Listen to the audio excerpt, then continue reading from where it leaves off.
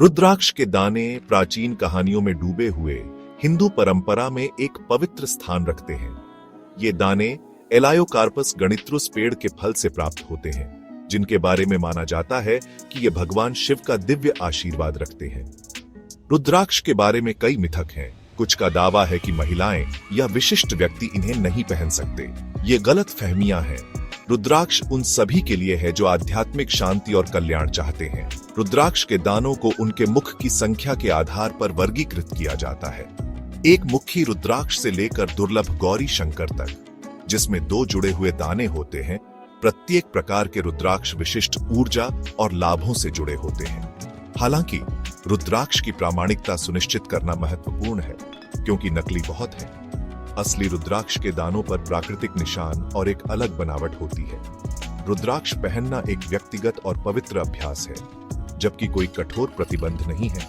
इन दानों के साथ सम्मान से पेश आना उचित है। अशुद्ध गतिविधियों में संलग्न होते समय रुद्राक्ष पहनने से बचें और उन्हें नियमित रूप से पानी और चंदन के लेप से साफ करें। रुद्राक्ष की शक्ति अंधविश्वास में नहीं, बल्कि इसके आध्यात्मिक महत्व को समझने और इसे श्रद्धा से धारण करने में है। ज्योतिष, आकाशीय गतियों और मानव जीवन पर उनके प्रभाव का अध्ययन लंबे समय से अध्यात्म से जुड़ा हुआ है। वैदिक ज्योतिष प्राचीन भारतीय शास्त्रों में निहित हमारे कर्मिक पैटर्न और जीवन के उद्देश्य में गहरी अंतर्दृष्टि प्रदान करता है। पश्चिमी ज्योतिष, जबकि कुछ समानताएं साझा करता है, इसकी व्याख्याओं और गणनाओं में भिन्न है। दोनों प्रणालियां हमारी ताकत, चुनौतियों और जीवन पथ पर मूल्यवान दृष्टिकोण प्रदान करती हैं। प्रौद्योगिकी के इस युग में ज्योतिष ने भी डिजिटल प्लेटफॉर्म को अपनाया है। एआई संचालित ऐप और सॉफ्टवेयर अब व्यक्तिगत कुंडली और भविष्यवाणियां प्रदान करते हैं। जबकि तकनीक एक उपयोगी उपकरण हो सकती है, यह याद रखना आवश्यक है कि ज्योतिष एक जटिल विज्ञान है, जिसके लिए वर्षों के अध्ययन और अनुभव की आवश्यकता होती है। एक जानकार ज्योतिषी से परामर्श करने से स्वचालित प्रणालियों के दायरे से परे गहरी अंतर्दृष्टि और मार्गदर्शन मिल सकता है।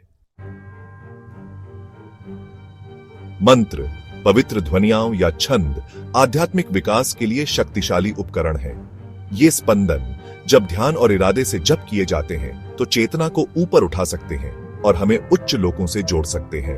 मंत्रों का दोहराव, जैसे कि प्रसिद्ध ओम नमः शिवाय, मन को शुद्ध कर सकता है, सुप्त ऊर्जाओं को जगा सकता है और आंतरिक शांति को बढ़ावा दे सकता है। अनुष्ठान, जो अक्सर मंत्रों के संयोजन में किए जाते हैं, आध्यात्मिक प्रथाओं के लिए एक संरचित ढांचा प्रदान करते हैं। रत्न, जो पृथ्वी के भीतर गहरे पाए जाते हैं, माना जाता है कि उनमें अद्वितीय ऊर्जावान गुण होते हैं। नीलम की शांत ऊर्जा से लेकर फिरोजा के सुरक्षात्मक गुणों तक, प्रत्येक रत्न विशिष्ट चक्रों के साथ प्रतिध्वनित होता है और हमारी भलाई को प्रभावित कर सकता है। हालांकि रत्नों को सावधानीपूर्वक चुनना महत्वपूर्ण है।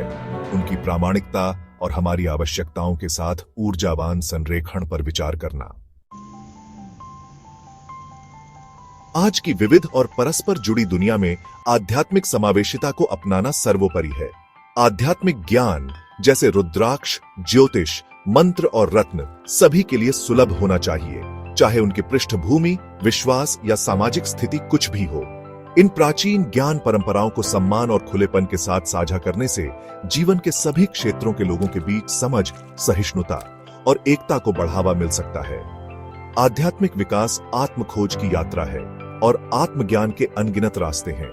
विविध आध्यात्मिक प्रथाओं की समृद्धि को अपनाकर और समावेशिता को बढ़ावा देकर हम आने वाली पीढ़ियों के लिए एक अधिक सामंजस्यपूर्ण और प्रबुद्ध दुनिया बना सकते हैं।